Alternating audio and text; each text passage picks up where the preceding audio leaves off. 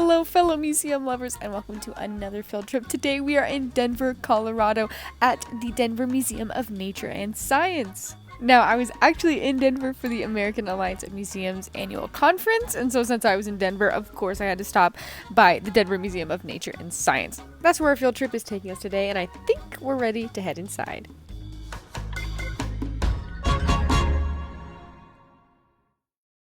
Now when we first walk in, we'll see some giant plesiosaurs hanging from the ceiling. Now plesiosaurs both confuse and fascinate me, so every time I see them I get reminded of that, so it's always a win with me. Weird side note, but their cafe inside the museum had so many affordable options, and I love that because it's so rare to find for some reason. Alright, now when you first walk in, they have this iconic saber-toothed tiger that you can put donations into. I honestly really love that. It makes donating, just fun.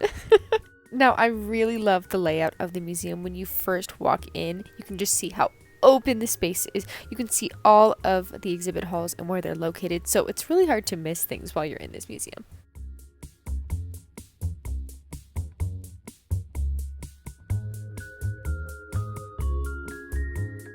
Alright, here we are in the wildlife halls with some longhorn sheep and some mountain goats. Now, honestly, this museum reminds me a lot of the American Museum of Natural History in New York City, just because of how many dioramas there are. I really like this one just because I'm fresh off of seeing Guardians, honestly. Now, as we're walking through the wildlife halls, we're going to stumble upon this manatee diorama. This is probably the most beautiful diorama I've ever seen. Upon first glance, I thought it was an actual tank with manatees, but it is beautiful and extremely well done. Now, this beaver diorama reminded me of this story. Now, after World War II in the 1950s, more and more people started moving out to Idaho and developing on land that belonged to a large population of beavers. Now, the state's solution? Toss beavers out of a plane into a remote basin where their population would thrive. Now, they created large wooden boxes which would break upon hitting the ground, equipped with large parachutes. Now, this stamp I made in honor of these brave beavers venturing into the unknown for the sake of their species. Although the beaver and the manatee were my personal favorites in the diorama collection, this has to be the crown jewel of the North American animal displays.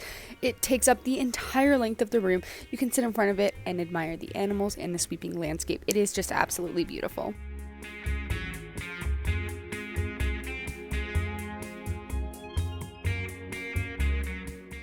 Now, if you talk to a museum enthusiast, everyone has a different reason for why they enjoy going to museums. This diorama is a great example of why I love visiting museums.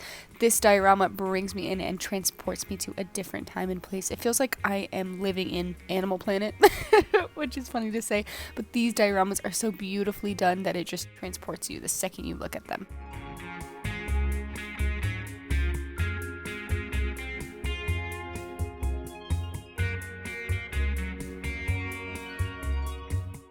Moving right along, we are headed into the Australia and South Pacific Islands displays.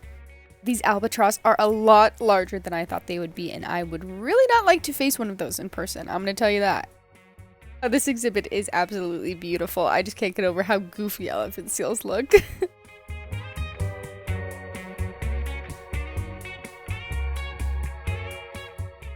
Now, I had never seen this animal before in my life. This is what is called a cassowary. It is the most dangerous bird on the planet, and it is closely related to the emu. Now, here's our grand finale when it comes to our animal dioramas. This is the last one we are exploring today before we head into the dinosaur exhibit. This is an amazing culmination of the wildlife found in Australia. I absolutely loved this display. One of my dreams is to visit Australia, but again, I don't want to face an emu, or even a kangaroo.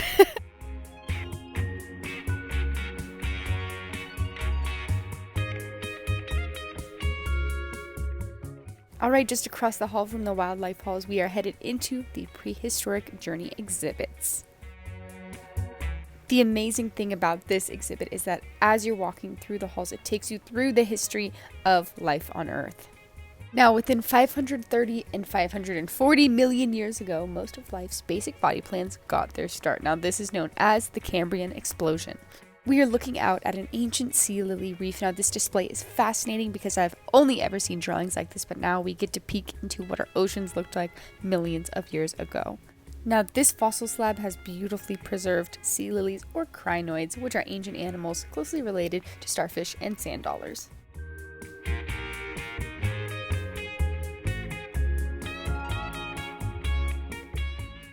We are finally headed into the dinosaur area of the museum, and I could not be more excited. I love when museums have dinosaur dioramas, and this one is especially amazing because Pachycephalosaurus are my favorite dinosaurs. There have only been 30 different fossils found from Pachycephalosaurus, so it's really rare to see them, number one, in museums, but number two, in action like this, so this was amazing.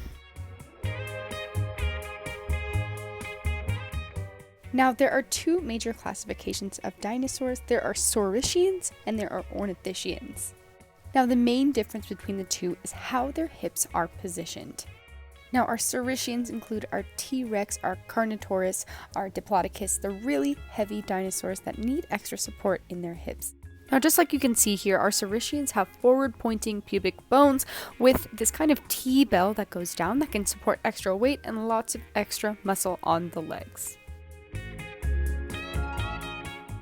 Now, the Ornithischian group includes our Ceratopsians, Ankylosaurs, Hadrosaurs, and Stegosaurs. Now, almost all of the Ornithischian dinosaurs are plant eaters, so they have backward-facing pubic bones to support a large digestive system.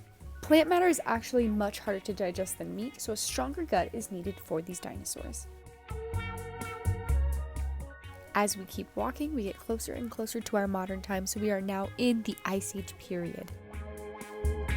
I have recently become obsessed with the Ice Age, and so this was an amazing area to— Okay, this ancient pig-like animal called an entelodont really scared the crap out of me when I came around this corner, I'm gonna be honest. Now, I'm fascinated by Ice Age megafauna, so let's take a moment to appreciate the magnitude and the beauty of this skeleton.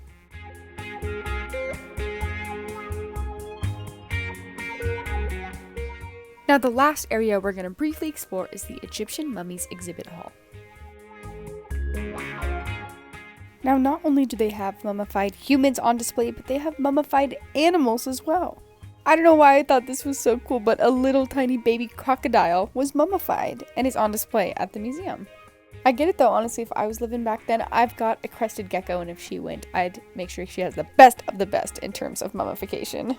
Something else I've never seen, this is a replica of a sarcophagus that is freshly painted. I thought this was beautiful as we only kind of see the faded remains of these pigmented colors. Alright, that wraps up our field trip today at the Denver Museum of Nature and Science. We explored North American and Australian animals, went through a journey through time, and explored Ornithischian versus Saurischian dinosaurs. Thank you guys so much for watching, and I'll see you next time.